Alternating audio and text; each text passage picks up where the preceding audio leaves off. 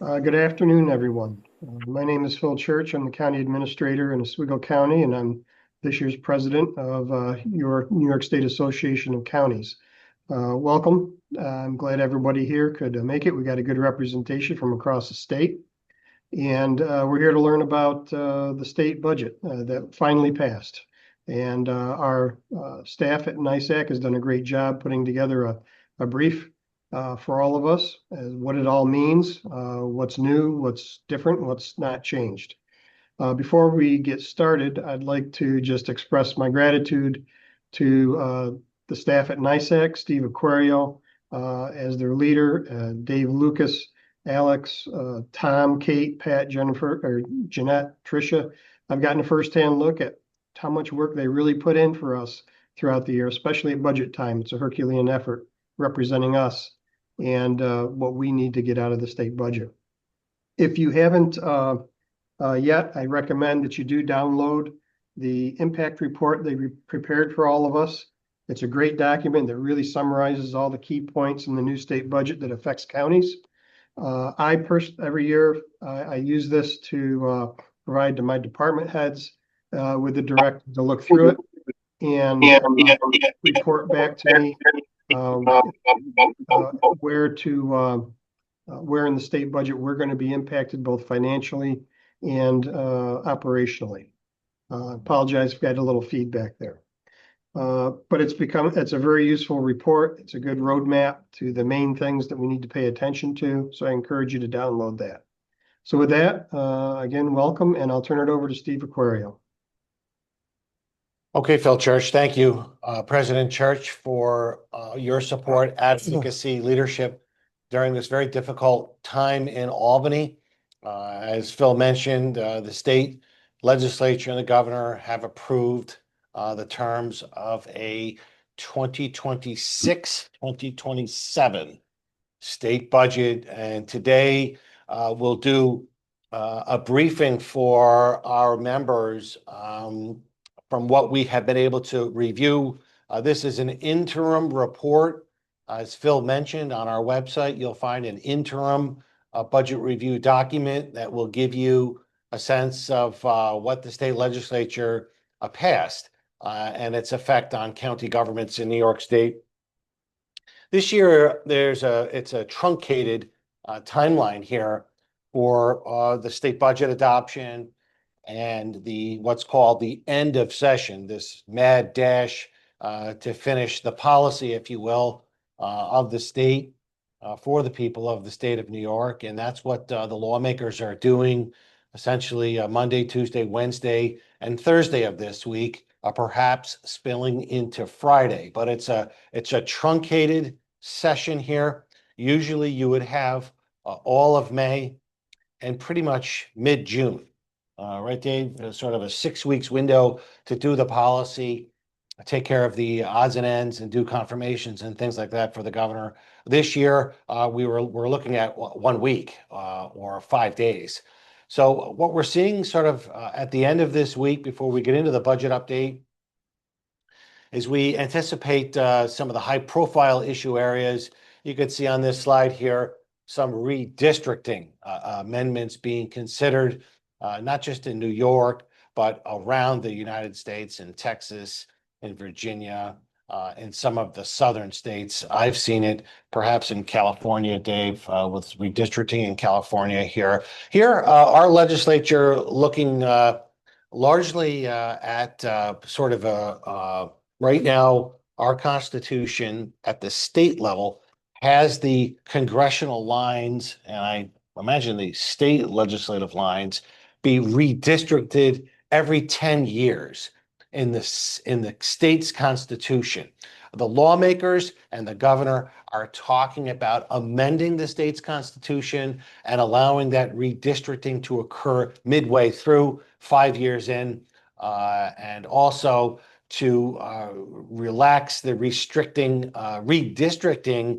of partisan gerrymandering, which must be prohibited right now or restricted. So state legislature likely, we're not exactly sure, we haven't seen the final language, is likely to pass this constitutional amendment.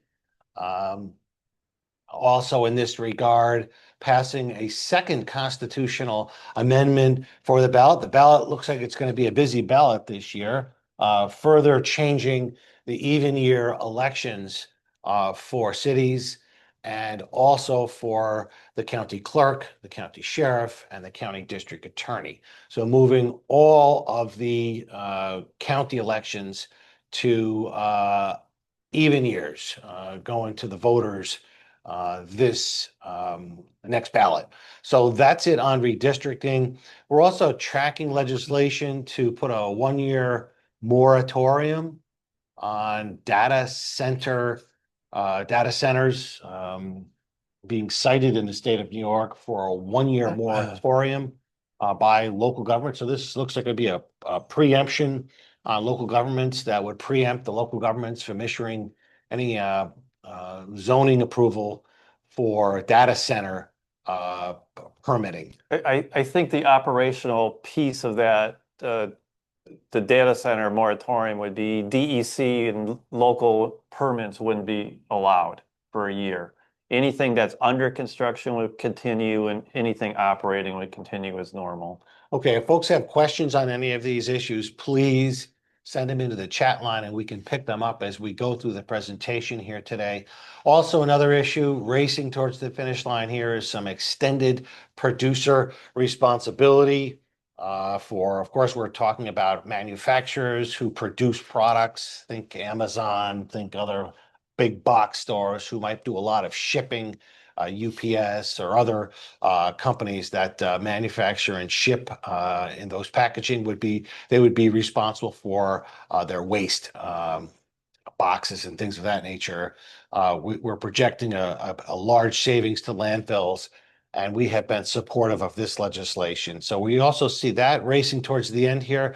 Some other bills that we're looking at here is extending the ability to piggyback off of other contracts.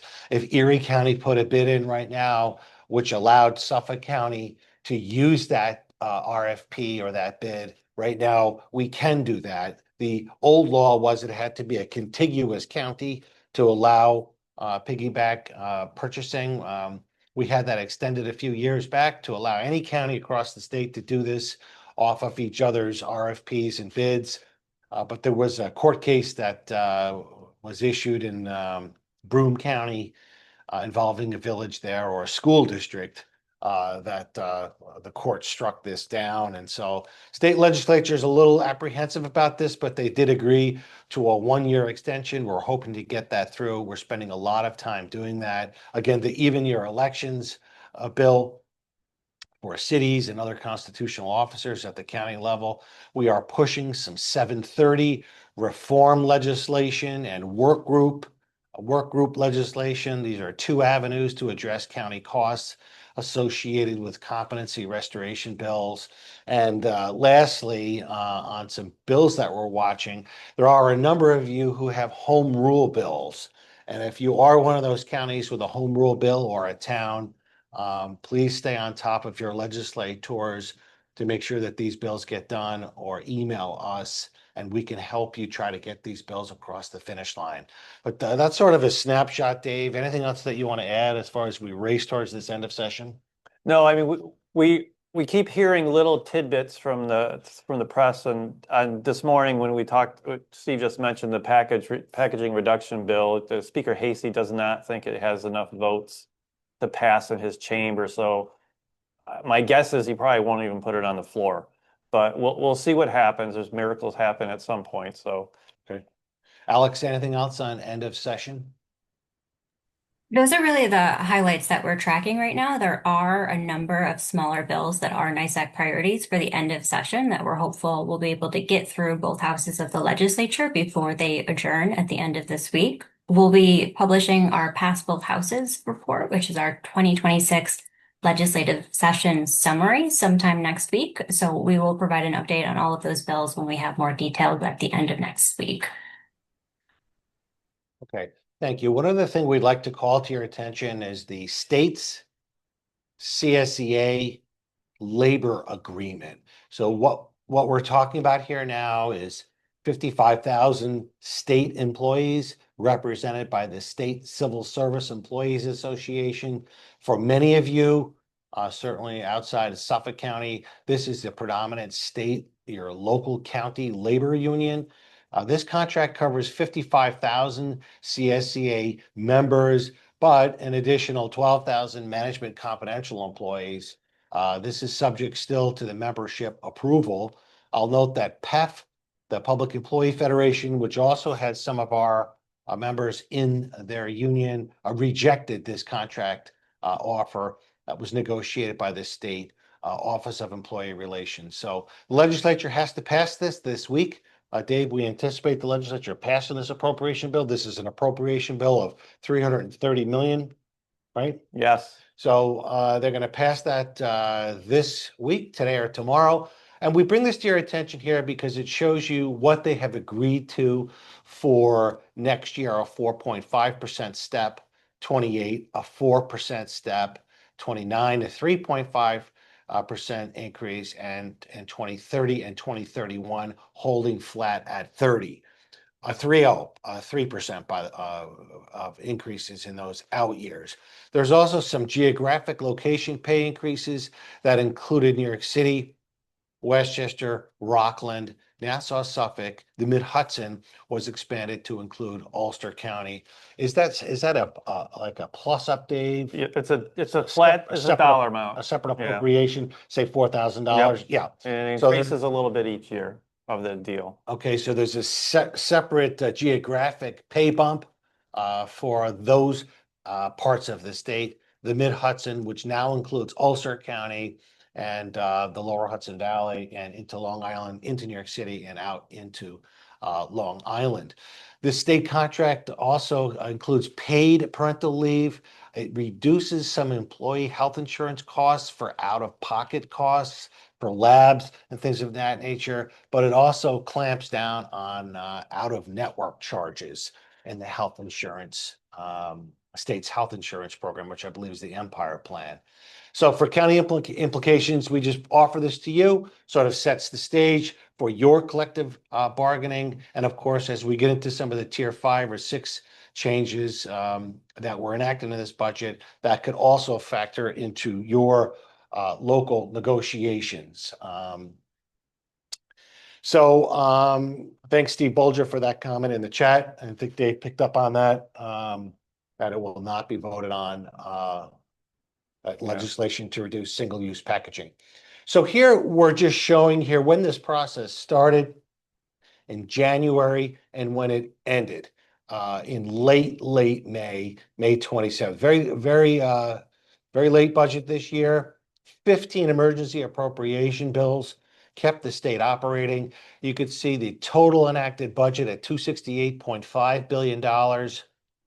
And in talking with Dave and Alex, if you look at last year's enacted total state budget, it's an increase of $16 billion or 6% over last year's appropriation. It's the longest delay in 16 years. We were very engaged throughout the entire budget process and into the extended time when this was actually passed. What we were watching on your behalf, what you were all working on with the NYSAC Board of Directors, and Phil Church is our leader, we set the tone for this, is really to do no harm. As we went into this state budget, that was our message to the governor when she introduced her budget, and that was our message to the state legislature. First, do no harm. Did we achieve that? We believe that we have. Our goal here will be to protect county fiscal stability against any new state mandated cost shifts, and we believe we accomplished this. Seeing a note there, Dave, that none of the constitutional proposals will be on the ballot in 26. Thank you to Ken Jenkins, who is an expert in election law. Appreciate you, Ken. These ballots need to be passed twice by 2 consecutive legislatures. So this legislature will pass it in 26. It'll again be passed by the state legislature in 2027. Yeah. And then I think it would go on the ballot after that. So perhaps in 2027, after it was passed by 2 state legislatures. Thank you. Very important pickup there by the Westchester executive. Thank you, Ken. Also, one of our priorities, the largest priority by the membership, by the board of directors, by our president, obviously, was to preserve the Medicaid growth cap. This was the largest county fiscal protection, and we really spent a lot of time on this because context matters here. Counties have been fighting cost growth in Medicaid since 2005. When double-digit Medicaid costs were the norm. Many of us were not around back then, but that was the norm, double-digit cost in Medicaid. And back in 2005, the legislature passed a law, a NYSAC drafted law, that capped the local share of Medicaid by 3% growth. And then later in 2012, it was capped to 0 growth. And before those caps, Medicaid was growing 10% every single year, and the cost of Medicaid alone was growing at this 10% a year on a $130 billion base. So the cost of Medicaid, very, very expensive. This is our safeguard on local property taxes, and we fight this vigilantly every single year. #1 priority for counties, and Governor Hochul and the legislature preserving this. Another one of our priorities was maintaining and strengthening the county infrastructure grant program, limiting the Tier 6 reforms, supporting the governor's automobile insurance reforms, and advocating for more water infrastructure improvements that were tied to housing developments. And we achieved all of those with a check mark, and we'll unpack some of these things as we get into the discussion here. This is how we see the direct aid to local governments. Again, this Medicaid cap for 2027, that's $9.2 billion. Dave, that's an annual number? That's the state's calculation of our savings in this annual year. So if we didn't have this, the counties would be paying this on their local tax base. The county in New York City, yep. And New York City. So very serious, almost $10 billion every single year now preserved by that law. We're pleased to report the county partnership program, the county infrastructure program was increased. Is again reappropriated for a third round. So this is $150 million now available over 3 years. This was a NYSAC champion program initiated by the governor with the support of the board of directors. And we're pleased to report that we were able to get the maximum award increased from the traditional $1 million to $1.5 million. So if you're submitting this grant application from Empire State Development Corporation will go out 30 to 60 days from now. So think July, August. That grant application, you could now apply up to $1.5 million tied to housing. If you're tying it to housing, you can get a grant back to you up to $1.5 million. The old award last year was $1 million. Very pleased to get that increase, and we're very appreciative of the governor and the state legislature. AIM for towns, cities, and villages flat, $715 million continues. There is a temporary municipal assistance program that sits on top of AIM that was increased from $50 million last year to $150 million this year. And that's for all towns, cities, villages. Right, Dave? Yep. Yeah. And a special appropriation for the larger cities, New York City, Buffalo, Yonkers, Syracuse, Albany, received some additional one-time revenue. For the counties, another new pot of money here, Homeland Security readiness grants. So some Homeland Security grants here at $50 million. Those are new. We should have grant guidelines out to you within the next few weeks for that. Is that a competitive grant process, Dave? Do we know? It's unclear. It's very vague right now, the statutory language. Okay. Public safety communication grants continue at $65 million. This is for the interoperability grants for E911 systems. There is a small amount of money for ICE Agreement 287G agreements. If your county had one of those contracts, which the state has now deemed to be null and void, they created a fund of $14 million to help offset any impact that you might receive on some of that dislocation of those grants, or those contracts rather.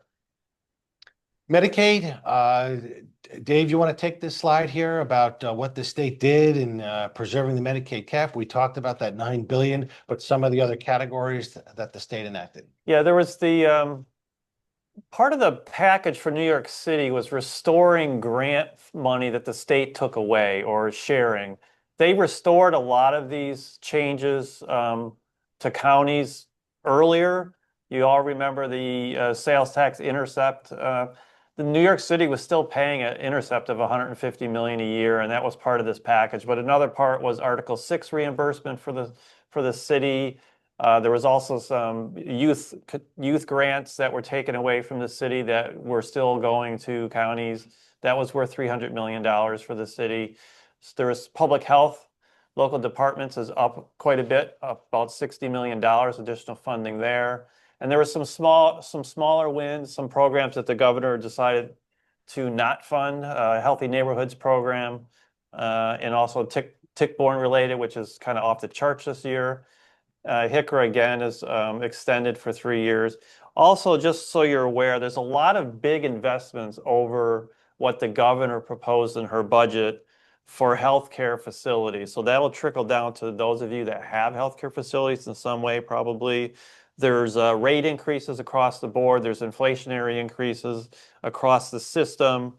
There's $750 million targeted for different healthcares, mainly through rate increases for different types of initiatives. $500 million is specifically targeted to financially distressed facilities. $50 million to support visiting nurse service across the state.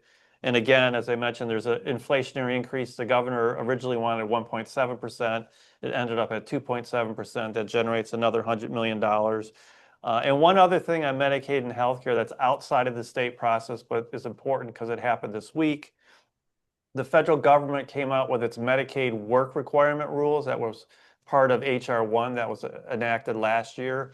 You need to work closely with your DSS officials. The first glance at these new regs, they're much more stringent than the legislation one would expect to see from the legislation as drafted. In states that have implemented this type of program, it requires hiring a lot of additional staff just to do the paperwork. So we'll see where we are, and we'll continue to monitor that. But that's going to be an issue that we're all going to be working on through the next year or so. Okay, thanks, Dave. On this chart here, we show you that $14 million impact for ICE agreement revenue replacement.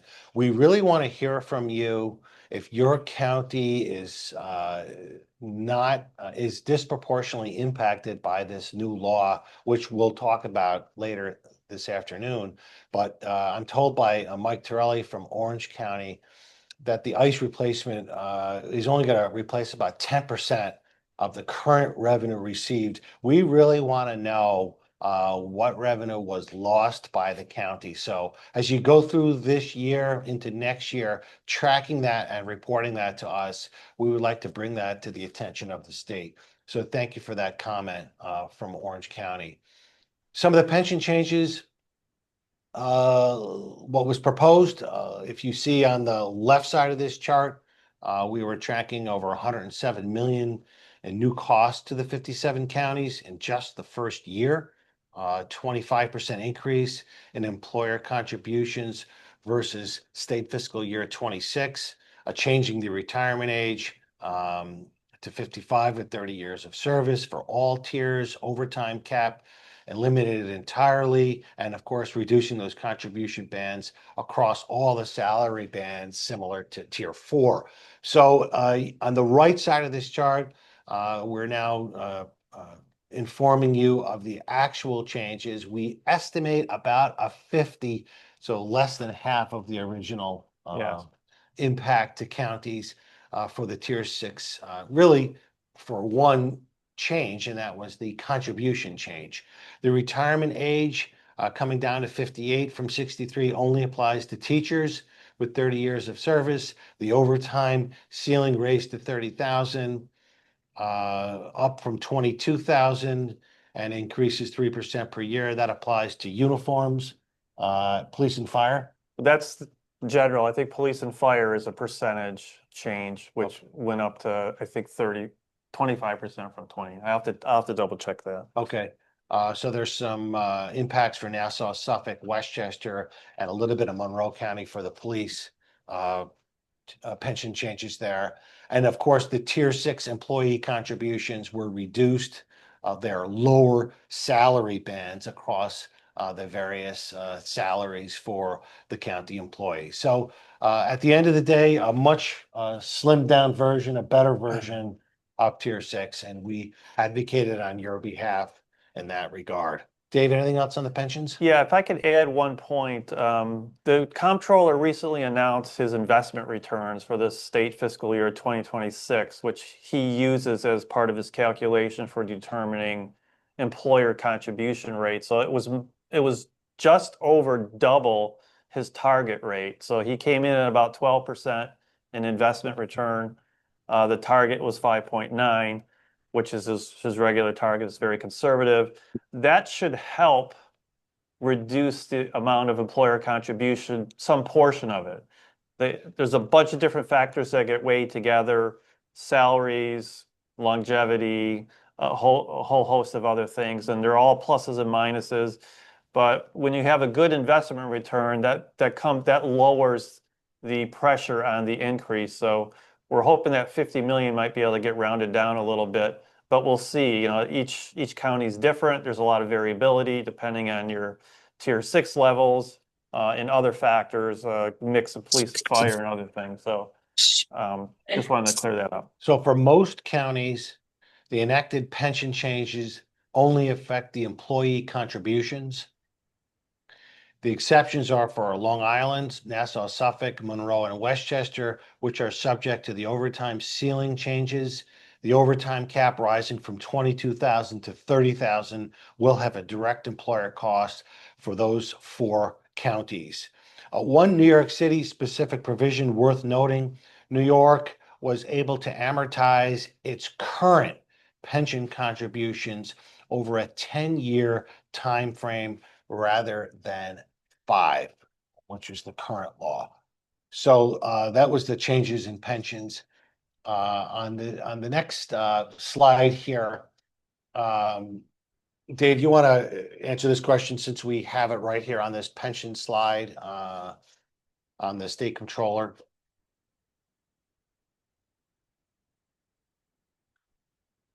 Yeah, Read the question. Yeah, they're asking if OSC will factor in this increase in mid-July when you get your initial estimate. I believe so. I'm pretty sure they will because they pre-fund their changes, increases, and cuts. So it would be something you would see, and it would be based on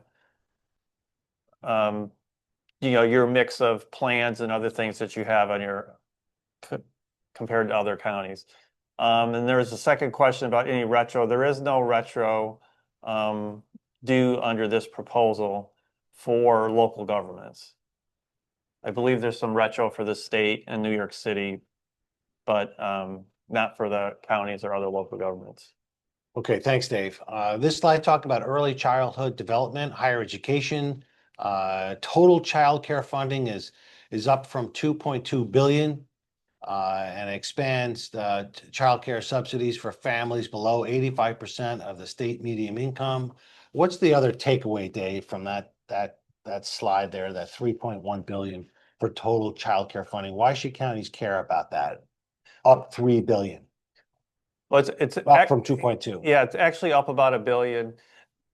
There's not enough money in the program right now for to cover all the eligible families in that program, the 85% of state median income. So what's happened is a lot of counties have created waiting lists. And some are not taking new applications at all. So we're hoping this additional $1 billion will be able to pick up more of these families that are eligible. But we're still looking at language in the bill. There are some percentages linked to what portion of your funding can be available or recognized in this circumstance. We have to ferret through that a bit, but the additional funds should help with some of those waiting lists you currently have. An extra 73 million for 2Care in New York City, new state funding for childcare program for 2-year-olds in New York City. Very pleased that the city was able to get that funding. Also, along that line, we are running a 3-county pilot for 0 to 3 childcare services administered by the county, sort of a pass-through, giving the counties the discretion to create childcare programs, perhaps in childcare deserts, or expanding where childcare is presently, but handling more kids, Dave, here from 0 to 3. This is a $66 million appropriation. I think it's 22 million for each of these 3 counties. The counties are Dutchess, Broome, and Monroe. Yeah, part of the 2 million, there's a 10% match from each county to get it to the 66 being available. It's 20 from the state for each. Okay, $40 million for early intervention expenditures that were not otherwise reimbursable by Medicaid. This is an important county cost relief. We worked hard on that. We have a new state office to coordinate universal childcare, 3K expansion, the 2Care launch, and workforce support. So a new office of childcare and early intervention was created in this budget, and early education rather. 442 million, continuing the funding floor at 100% of a prior year for community colleges. Without this floor, colleges would face a 16% cut from enrollment declines. So this really keeps us at status quo right there on this community college floor of $442 million. Very important. The legislature and the governor continues that for us. What about the SUNY Reconnect, Dave? Yeah, the state has increased their funding level for this. This was a program that the governor came up with and started last year that basically provides free tuition and books for people of a certain age that want to, mainly adults, to get a certification or degree in a high needs area. They're expanding the program more this year, and they're including 4-year schools. So we have talked with SUNY about, because we share in the chargebacks if it's a community college school, if there's someone coming into this program, the student's not paying anything. So we're splitting that cost with the state. But if it's a 4-year school, there's no chargeback involved. So if a program's not available and one of your county residents goes to a 4-year school, it's a different tuition arrangement, and that would be entirely picked up by the state. There would be no cost to counties. And this likely would be limited in scope depending on where certain types of specialty programs are available and what's close to the person taking it. Extended, Dave, what is this last one here on preschool special education? Alex? Yeah, Alex might have to jump in on that one. Yeah, so the preschool special education cost sharing framework, which was set to sunset, was extended on change through April 2027. So this is a win. The cost sharing between the state and counties remains the same. Okay, thank you. Calling upon our members here to share with us in the chat, if you could. We are seeing increases as high as 70% for the 4410 education law, 4410 transportation. So this is your preschool special education transportation costs being reported in all parts of the state right now, going up as high. We have high as 50 to 70% over a 2-year period, basically passing on the cost of purchasing new buses to the counties. These are the buses that they actually use to do this business. It's sort of a monopoly in many parts of the state to transport the 3 to 5-year-olds for appointments. And if you have any creative vendors or ways to address transportation, if you could please email the NYSAC office at info@nysac.org, or put it in the chat here, how you are addressing transportation costs for 3 to 5-year-olds. We are seeing this as a major problem, the cost of this around the state going up, very high spikes. So thank you for helping us.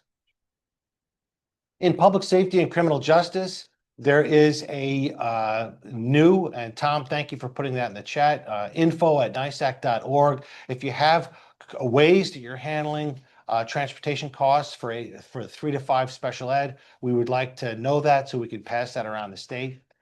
This chart is talking about, there's a new increase, Dave, in raise the age funding. I thought that this was a reappropriation, but in fact, it looks like a new appropriation in the state budget for raise the age. Why is this important to counties? Why should they know about this? Well, I think it's level funding for where we were. There's an issue around reappropriated amounts. We had reappropriated amounts of close to $1 billion, and that was lowered to 500 million, but that stretches back almost 8 years. So I guess the state assumed those funds would never get spent.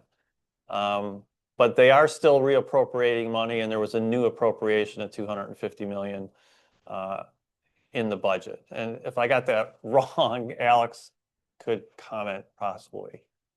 The availability of, go ahead, Alex, please. Oh, I was just going to say, Dave is correct. We got $250 million in new funding this year. That's in addition to the reappropriations Dave described. We tried our best to separate this from the property tax cap, but unfortunately, it is still tied to a tax cap. If you breach your tax cap, you have then forfeited your right to raise the age funding, and that you need to seek a waiver from the state budget director. Yeah, and we do know that waiver process is broken right now, and we keep pushing the executive to come to some sort of conclusion. And we're hearing mixed results from counties where some are being reimbursed without submitting a waiver, and others are being getting the straight arm from somebody at the division of the budget. So we're continuing to work with them on this. It's just, this is the only part of the tax cap that is linked to doing something unrelated to the tax cap. And if you fail to do it, it impacts your tax cap. It's just your reimbursement. So we're trying to eliminate it, or trying to get the process moving again and opened up so it's not a high barrier.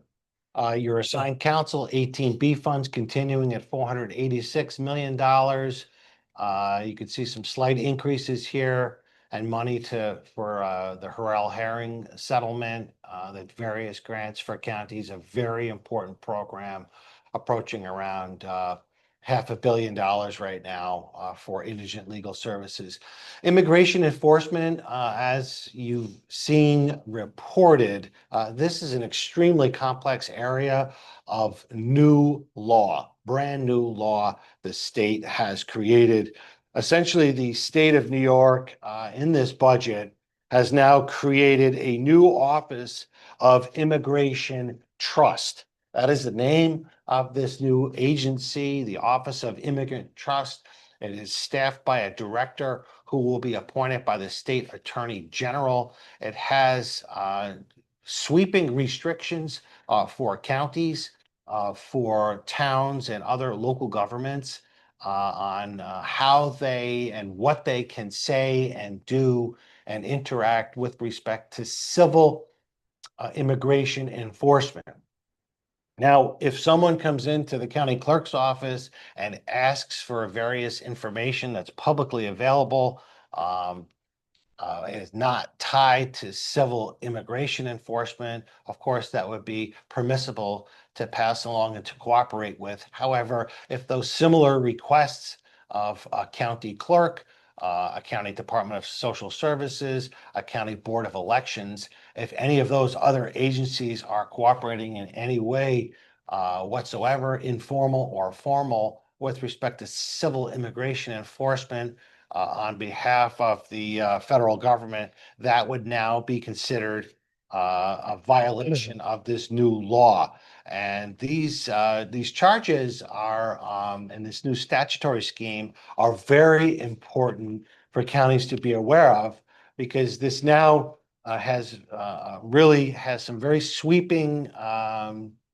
creates a whole new cause of action right now. If an individual felt that her civil violations were violated, or his civil rights violation, her constitutional rights were violated by a federal official, right now they would have to bring an action in federal court. This new law creates a state cause of action, a state level cause of action to sue a local government for violations of rights that are secured by way of the United States Constitution.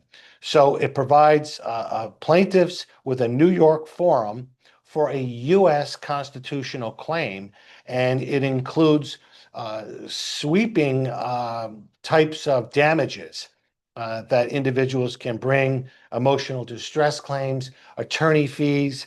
This is going to be heavily litigated, and counties need to fully understand what their sheriff, what their correctional facilities, what their district attorney, county clerk, social services, boards of elections, essentially any employee of the county is now will have certain restrictions on how they interact with civil immigration enforcement issues. If there's criminal immigration enforcement, that is something that would be permissible and done by warrants issued by judges. There are carve-outs, but there is a lot of sweeping law, and I have read this law, and I intend on reading it several more times before we can issue an opinion on it and some guidance. But there are some serious damages that are allowed here: punitive damages,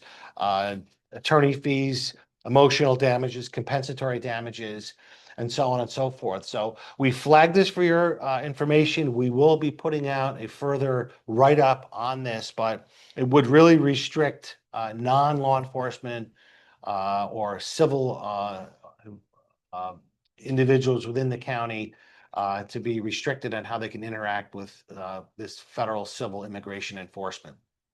Question came in that they purchased vans and a bus and contracted with a new firm to manage. Back to the preschool issue, Dave. If you could let us know the name of that firm, yeah, we'd appreciate that. Herkimer County, maybe that is. So thank you for shooting that into the chat there on transportation costs. We really are seeing a huge spike in that, and your help your help is appreciated across the state. So immigration enforcement, criminal public safety here, new criminal penalties for 3D printed and ghost guns, expands law enforcement authority over unauthorized drones, which is a big deal right now. Well, before this, we could not regulate where drones could be flown. This new budget has restrictions, actually, where drones can fly. And if they are flying and causing a public safety hazard or risk, law enforcement can now take these drones down, whereas before they could not. So some pretty serious regulation over drones in New York State. Dave, I'll turn this slide over to you. Some human services and housing slide here, talking about the foster care block grant. Yeah, there's a slight increase in the foster care block grant, not much, about $12 million. But most of the rest of the funding for child welfare services and other programs are level funded. There is a bump up in child welfare services of about $60 million. We are working with NYPWA to figure out what that means. Most of the rest of these programs have been level funded. As I mentioned earlier, the New York City Youth Services was restored. The NYSERDA Empower Plus program for low-income families, in addition to the rebate program that the governor identified and the legislature supported, of checks going out to folks. Green affordability is there, level funded. On the housing front, that will have a more direct impact to counties, and some of you may still be interested in these, is the They've expanded the number of land banks. I think we're at 35 now. We'll be able to go up to 45. There's additional money in the budget for these land banks to do their work.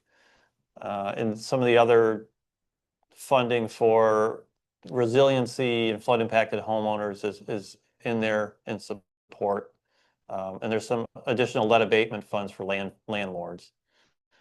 Alex, any further comments on this slide here?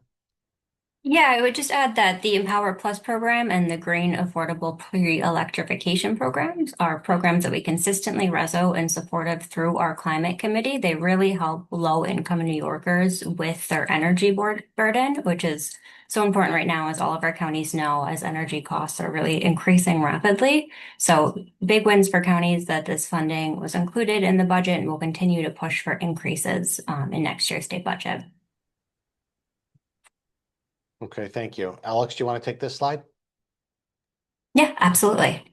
So this year's enacted budget includes about $94 million in local agriculture assistance. This is another topic that we reso in support of every year, this one through our agriculture committee. And normally we have to fight for any sort of increase, but from the jump, the governor had proposed a significant increase. And in the enacted budget, the appropriation went up even further, ultimately giving us $32 million in additional funding for local agricultural assistance across New York State. Also very significant, there is $525 million for clean water infrastructure. And on top of that, there is funding for housing-related water infrastructure. NYSAC had specifically asked for this funding for housing-related water infrastructure, meaning water infrastructure that supports the development or rehabilitation of housing, because this is one way for counties to get involved with improving and increasing the housing stock in your communities. So this is a great win, and we'll be looking for more details on how the funding will actually be distributed. Also, a significant item in the budget is seeker reform. This made a lot of news. It was a very significant sticking point between the governor and the legislature. But ultimately, the enacted budget reforms the process to streamline seeker review, essentially eliminating review for projects on previously disturbed land that were historically found to not have a significant impact on the environment. This will include housing and infrastructure projects. So very important for counties to be able to more quickly get projects, especially related to housing, but also parks and other infrastructure, approved more quickly and up and running. Also significant, I'll note here, local zoning authority is unchanged, so that is fully preserved. This is just affecting the seeker review. In addition, we've got $1 billion in new funding for the Sustainable Future Program. Really significant because this builds on an existing $1 billion appropriation from last year's budget. So we've got $1 billion reappropriated and $1 billion in new funding. This was a concession that the governor gave to the legislature in exchange for delaying some of the targets in the Climate Leadership and Community Protection Act. Ultimately, what was decided on was to extend the timeframe for calculating greenhouse gas emissions and also to extend the target for reducing emissions to 2040. Those are the big items on the slide, as well as more support for farmers, which we look for, and some of that does come from the local agriculture assistance.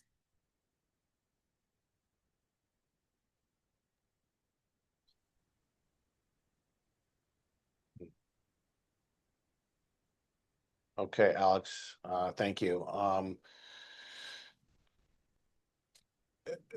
The budget includes a $50 million increase in CHIPS, which we have long supported. This is, of course, for our highways and our bridges.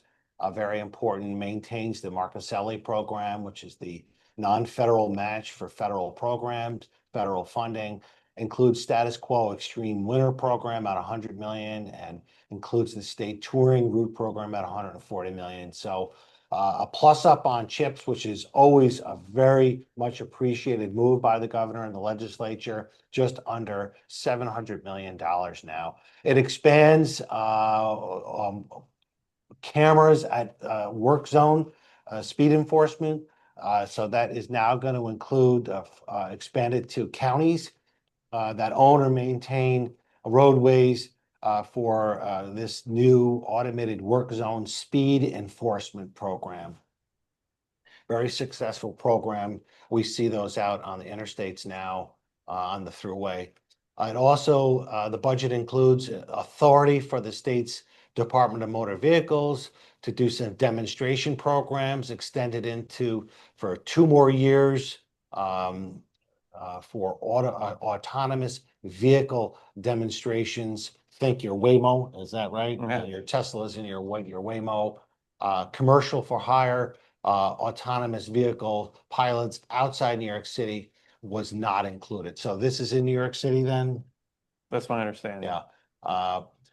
Police emergency response vehicles, the local governments can now use 5-year bonds for emergency vehicles, expanding some financing flexibility for purchasing equipment.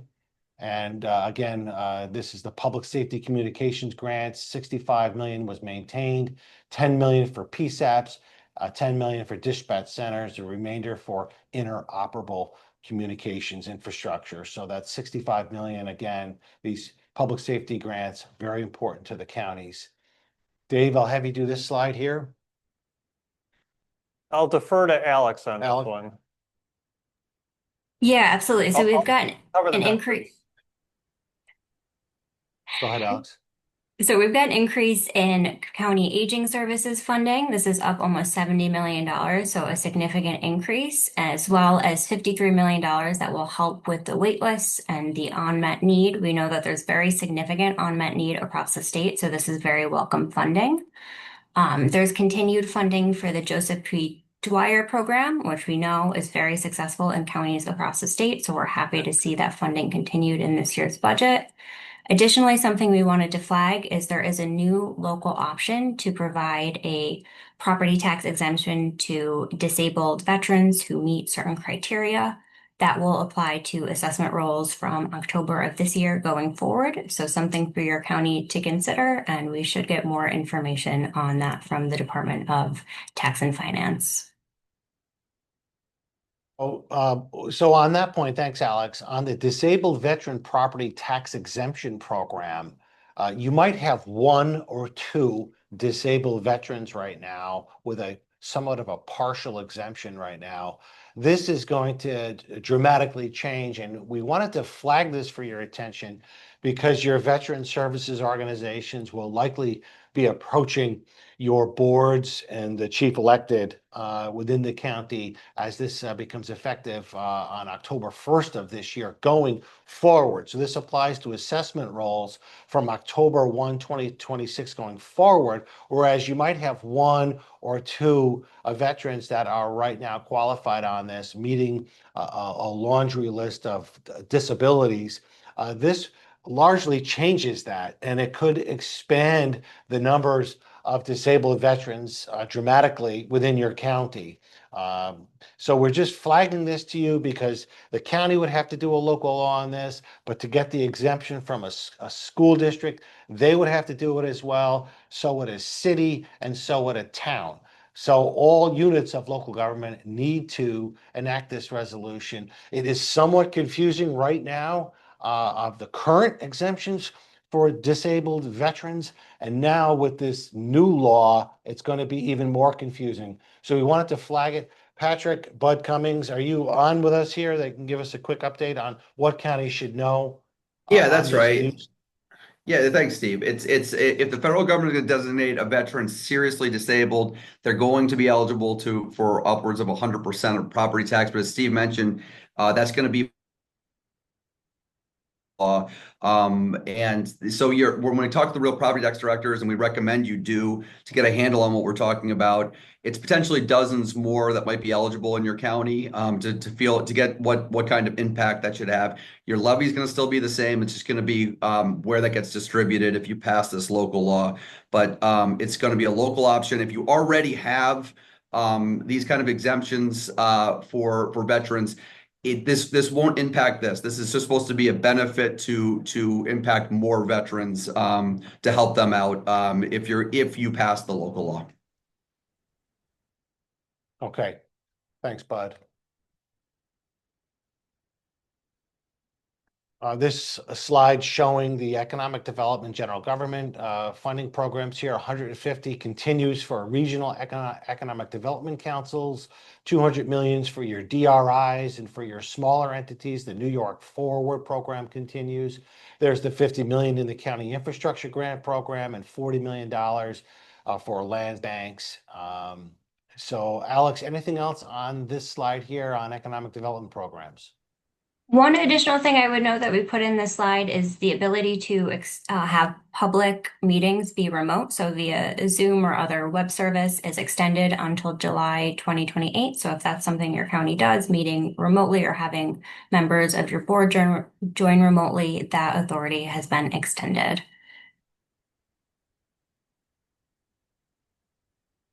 So again, how did counties fare in this budget? We fared pretty good. Do no harm was the mission we went in with. A difficult bar to clear in this fiscal environment. This was largely met. This slide talking about a number of different programs that affected the counties, how we came out at the end. We tried to get the state to address the SNAP October of 2026 administrative cost shift back to the counties. The counties are seeking a delay right now in that implementation of that federal law. The state not wanting to weigh in on that at this point in time doesn't mean we're not going to continue that fight, and we will continue that fight for the state to help us and also for the federal government to delay the implementation of that. But largely, this was a good budget for counties, and these were some of the programs that we again call to your attention at this time. Some key dates, what's ahead? Again, last day of session is this week. If you have home rule bills, let us know. Coming soon will be our legislative session summary. The state financial plan they will adjust their state spending plan, their revenues and expenditures in the summer of this year.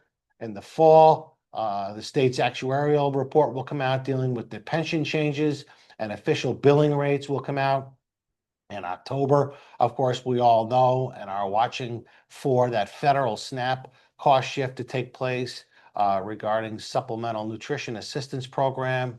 And then ongoing, NYSAC will be working on federal policy monitoring as we go through the rest of this year. Alex, question. Alex? 40 million earlier. Alex, there's a question in the chat about 40 million in early intervention funds. Is that new funding, preservation? What is that 40 million in early intervention used for? This is new funding, but it continues the funding levels from previous years. So it's not an increase, but it is new money. Other questions from the members? We are right at the top of the hour. We try to keep these and respect your time at 1 hour. Any other questions that you might have?